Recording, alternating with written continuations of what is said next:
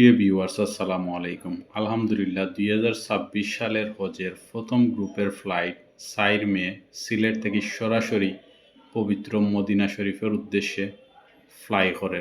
মুসলিম উম্মার সবচেয়ে বড় ধর্মীয় ইবাদত হইল হজ।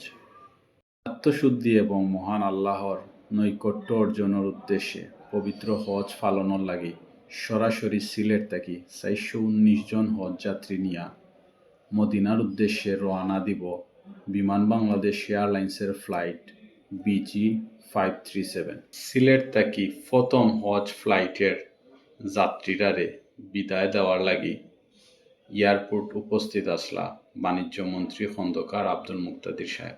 আলহামদুলিল্লাহ, আমরা অত্যন্ত আনন্দিত আল্লাহর ঘরের মেহমানদের প্রসেসিং সংক্রান্ত সকল বিষয়ে সহযোগিতা করতে পারিয়া। আল্লাহ পাক যেন তাদের কবুল করেন এবং সুন্দরভাবে হজ পালন করিয়া দেশ ফিরত আইন, এই দোয়া করি। আশা করি ভবিষ্যতে যেন উমরা ফ্লাইটের সংখ্যাও বৃদ্ধি করা হয় সরাসরি সিলেট জেদ্দা এবং সিলেট মদিনা রুটে। সবাইকে ধন্যবাদ। আল্লাহ হাফিজ।